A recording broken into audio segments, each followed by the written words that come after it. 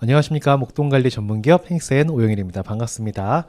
제가 일전에서 전번 영상에도 말씀드렸었지만 저희 고객 전용 영상에서 대부업법의 환경이 변화하고 있다. 채무자보호법도 변화하고 대부업법도 변경이 되다 보니까 우리 고객분들께서 의사결정할 바가 있는데 크게 변동되는 사항은 자본금이 상향 조정된다. 그리고 협회비가 인상된다. 라는 거였고 이 두 가지 변화에 따라서 선택지가 발생할 텐데 선택지는 대부업을 유지하시거나 아니면 일반 법인으로 전환하는 겁니다.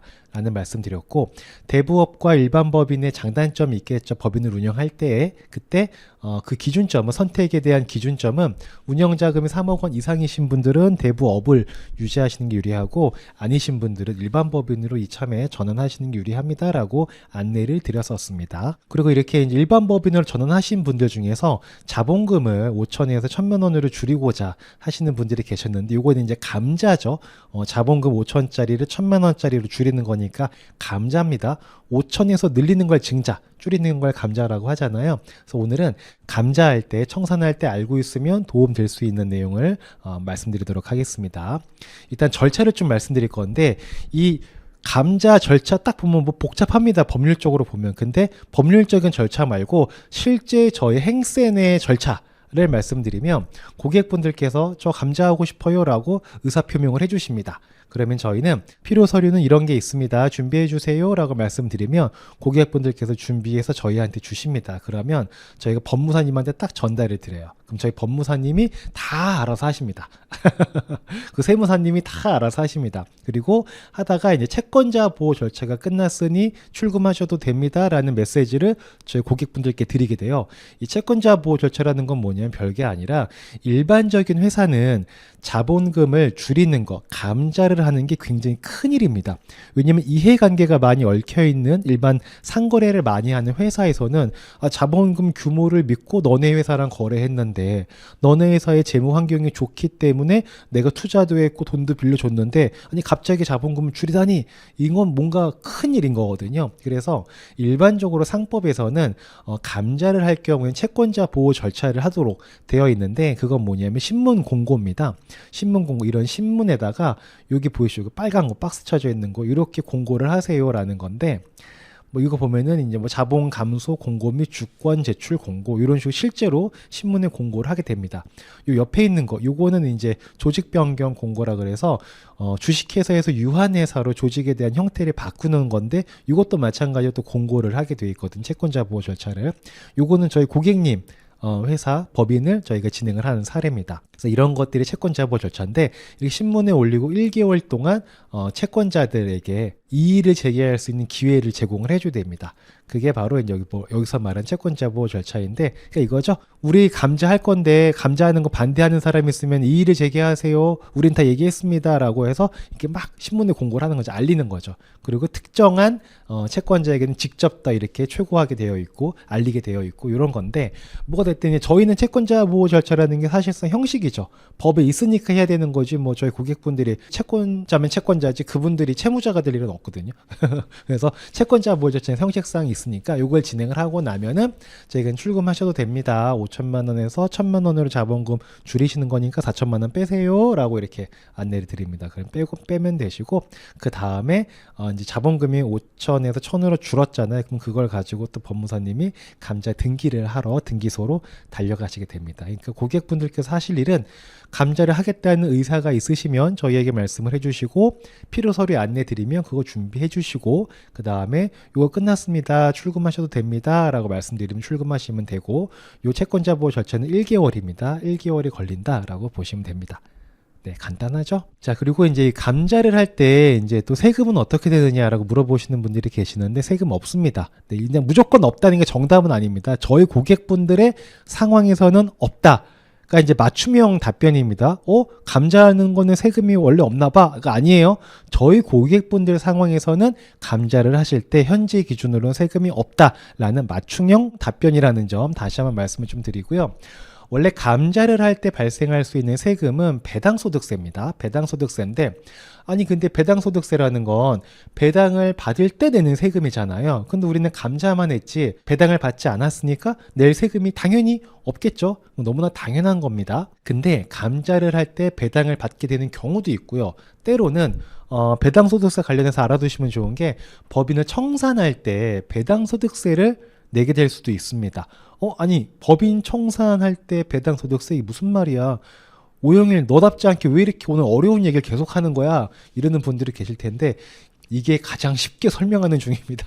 이해해 주십시오. 네, 자, 지금도 차근차근 한번 들어봐 주세요. 쉽습니다. 어렵지 않습니다. 아니, 법인 청산 시 배당소득세를 왜 내냐라고 생각하실 수 있는데, 배당소득세는 배당받는 게 없지만 배당소득세를 낼 수도 있습니다. 자, 이게 왜 이런 건지, 그리고 진짜 배당소득세를 내야 되는 거라면 그걸 줄일 수 있는 방법은 없는지, 이게 또 우리한테 중요 포인트이지 않겠습니까? 요거 지금부터 말씀드리도록 하겠습니다. 오늘 말씀드리는 내용은 약간 법인 운영의 심화 과정이라고 보시면 될 것 같고, 저희가 이제 굳이 유튜브 영상에 안 올리던 그런 내용이었는데, 오늘은 좀 맛보기로 이런 거 하나 이렇게 툭 이제 투척한다라고 보시면 되고, 알고 계시면 좋습니다. 또 법인 설립하고 법인 설립 예정이신 분들께서 법인 청산할 때 이것저것 복잡한 거 아니야? 막 이런 생각하시는 분들 계실 수 있거든요. 근데 법인 청산할 때 별로 복잡한 거 없습니다. 오늘 그 중에서 배당 소득세 관련될 수 있는 부분 하나 말씀드리도록 하겠습니다. 자, 일단 법인 청산할 때 배당 소득세가 발생하는 원인을 먼저 우리가 이해를 해야 되거든요. 이런 걸 먼저 이해하시면 좋아요. 자본금과 자본 총계라는 걸 이해하시면 좀 도움이 될 텐데, 자본금이라는 건 뭔지 아시죠? 우리가 법인은 출자 넣은 돈입니다. 5천만 원짜리 법인이다? 그러면 우리가 5천만 원 넣은 거죠. 그게 자본금이고, 자본 총계는 자본금 플러스 누적 이익 플러스 몇 가지가 더 있습니다. 근데 우리는 이것만 알면 돼요. 일단 나머지 더 자세한 거는 나중에 제가 세무사님 모시고 말씀드릴게요. 제가 말씀드리면 또 이런 건 또 전문가가 아니지 않습니까? 그래서 저희한테 맞는 것만, 저희한테 해당되는 것만 딱 요약해서 말씀드리도록 하겠습니다. 자본 총계는 그냥 여러분 자본금과 누적 이익이다 라고 보시면 됩니다. 자, 그럼 누적 이익이 뭐냐? 이제 퀴즈를 한번 내보겠습니다. 5천만 원짜리 자본금이 있는 회사에서 매년 이익이 100만 원씩 발생을 합니다. 이익이라는 거는 매출에서 비용을 뺀 게 이익이죠. 그게 100만 원이 발생한다는 얘기예요. 이렇게 매년 이익이 100만 원씩 발생을 해서 5년이 지났습니다. 그렇다면 이 법인의 자본 총계는 얼마일까를 보면 자본금이 5천만 원이고 100만 원씩 5년 동안 이익이 쌓여 있을 테니까 500만 원이겠네? 그러면 자본 총계는 5,500만 원이 되는 거죠. 맞죠? 네, 어렵지 않죠. 그냥 산수입니다. 산수. 근데 문제는 뭐냐? 문제는 분명히 이익이 500만 원이 있는데 그 500만 원은 법인 통장에 없을 수도 있습니다. 흔히 우리는 이거를 장부상 이익이다 라고 얘기를 하죠. 짜증내지 마십시오. 짜증내지 마십시오. 어렵지 않습니다. 예. 근데 진짜예요. 5,500만 원 자본 총계. 아니 자본금에다가 누적이익이 쌓인 게 100만 원씩 5년이래. 500만 원이 있어. 그래서 난 자본 총계가 5,500만 원짜리 회사예요. 우리 회사는. 근데 자본금 5천만 원이 있는데 500만 원이 법인 계좌에 없는 거예요. 왜 없냐? 그걸 우리가 이해하면 됩니다. 어렵지 않습니다. 자, 따라와 보십시오. 자, 우리 법인, 이제 법인의 이름은 우리 법인이라고 제가 지칭을 하겠습니다. 예를 들어서 우리 법인이 1년간 1,000만 원을 벌었고요. 1,000만 원을 사용했습니다. 그러면 우리 법인의 이익은 얼마입니까? 1,000만 원 벌어서 1,000만 원 썼으니까 이익은 빵원이죠. 없습니다. 0원이에요. 근데 자세히 좀 뜯어봤어요. 이 사용한 돈 1,000만 원을 자세히 뜯어봤더니 한 700만 원 정도는 뭐 월세, 급여, 통신비, 차량 유지비 이런 걸로 다 나간 거예요. 다 나갔고 한 300만 원 정도를 요 위에 부분 300만 원 정도를 법인카드를 사용을 했습니다. 근데 법인카드 사용한 것 중에서 보면은 여러분 법인카드로 쓰면 이게 다 비용 처리가 돼요? 아니면 부분 되고 어떤 건 되기도 하고 어떤 건 안 되기도 해요? 후자죠. 안 되는 게 있습니다. 왜냐? 법인카드로 미용실에 가. 법인카드로 피부과 가서 보톡스를 맞아. 이거 비용 처리 당연히 안 되겠죠. 그래서 법인카드로 사용은 했지만 200만 원 정도는 사용 금액 중에서 비용 처리가 되는 거고 뭐 식대라든지 주유비라든지 이런 것들 인정이 되는 것이고 100만 원은 비용 인정이 안 되는 그런 거예요. 그러니까 비용 처리를 당연히 안 하겠죠. 세무사님이. 당연히 안 할 겁니다. 그러니까 사용한 돈은 1,000만 원인데 비용 처리한 거는 900만 원인 거예요. 이해되실까요?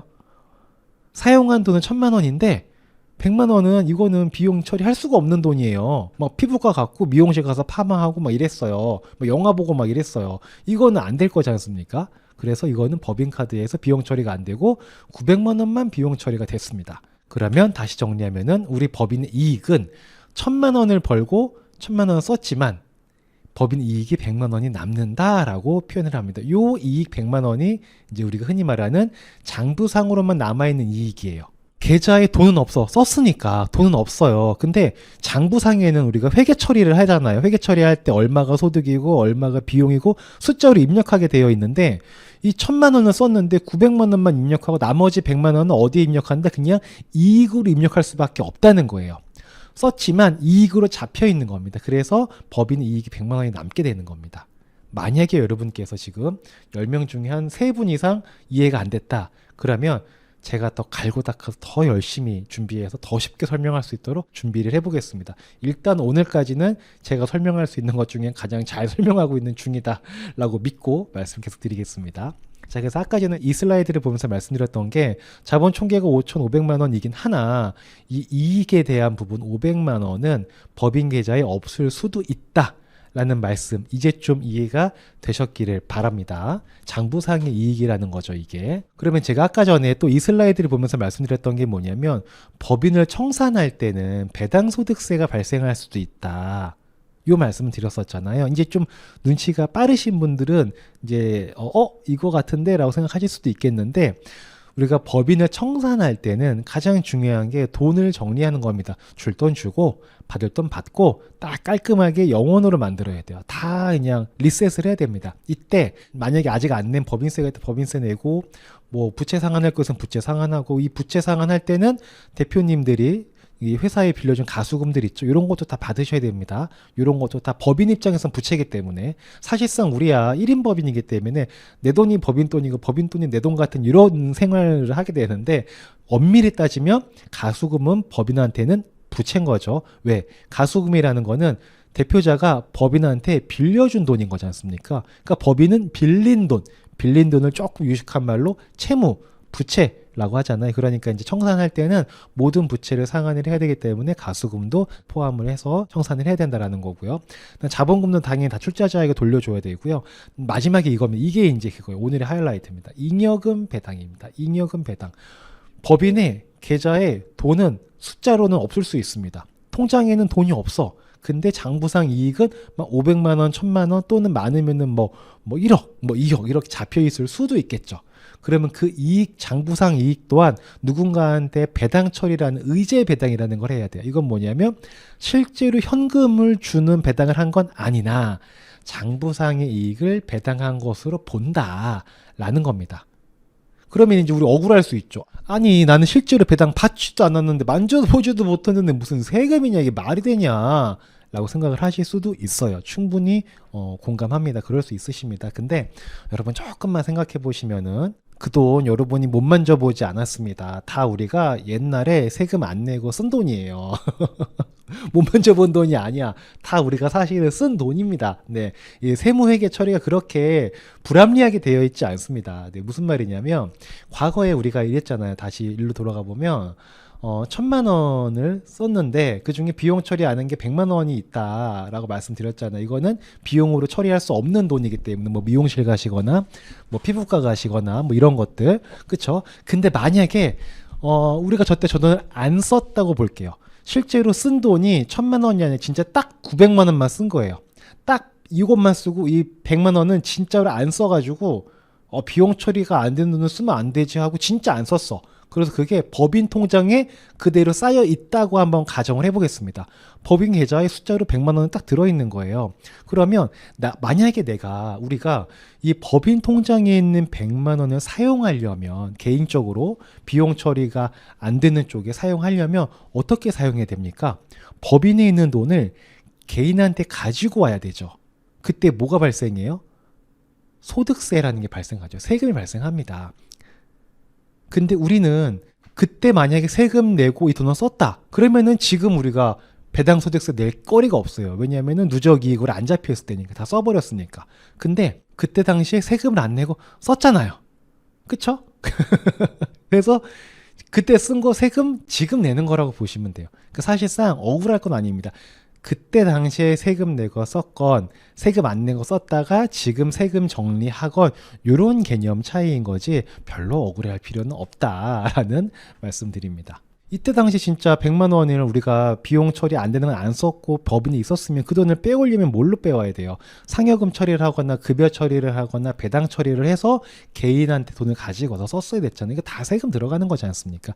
그때 당시에는 세금 안 내고 좀 편하게 쓴 거예요. 오케이, 그거 인정하자고요. 그리고 이제 법인 청산할 때쯤 되면은 다 정리해야 되니까 이 누적 이익이 쌓여 있는 거 요거 어차피 내가 쓴 돈이에요. 여러분이 쓴 돈입니다. 안 쓴 돈이 아닙니다. 네, 그러니까 요거 그냥 딱 이렇게 세금 내고 받아가면 된다. 근데 이 말씀을 제가 오늘 왜 드리는 거냐면 언젠가는 우리는 청산을 하게 되지 않겠습니까?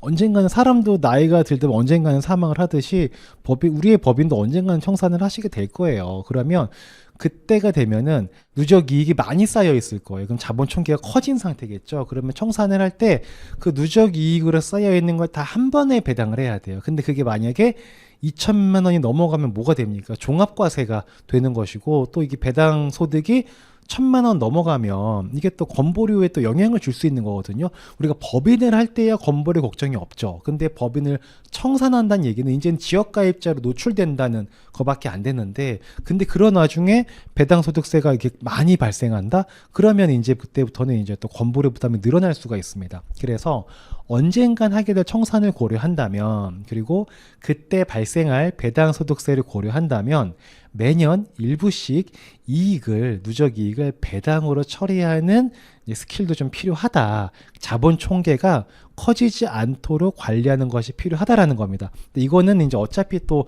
저랑 또 저희 세무사님이랑 딱 보고 있습니다. 그래서 저희 고객분들이 이제 이 배당을 한 번쯤은 하실 시기가 도래하고 있어요. 벌써 몇 년씩 되셨기 때문에 누적 이익들이 점점 좀 쌓이고 있으시거든요. 또 저희 세무사님이 그런 거 다 늘 보고 있으십니다. 그래서 저희가 적당한 시기에 적당한 배당으로 세금 부담이 좀 커지지 않고 최소화시킬 수 있도록 저희가 안내드리는 거를 기본 법인 운영 관리 시스템 프로세스에 포함을 해놓은 상태예요. 이미 저희는 계획을 가지고 있는데 감자 얘기가 나오다 보니까 같이 말씀드리는 겁니다. 이 감자 때 이걸 왜 말씀드리냐면 감자를 하는 김에 이런 거 배당을 좀 더 받아가는 이런 것도 할 수 있거든요. 근데 요번에 저희한테 감자를 하시겠다라고 말씀하신 분들 중에서는 이게 배당으로 받아갈 누적 이익이나 이런 것들이 아직은 2천만 원 넘는 분들이 아직은 없으세요. 그래서 아직 뭐 신경 쓰실 바는 아니지만 언젠가는 이런 걸 신경 써야 될 때가 있고, 아마 저희가 뭐 연말이나 연초 정도에 이런 것들을 한 번씩 이제 연락드리는 일이 있을 수 있습니다.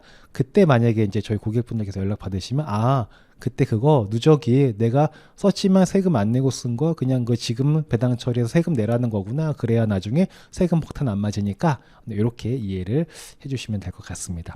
자, 오늘 영상 제가 드리는 영상 중에 꽤나 어려운 축에 속합니다.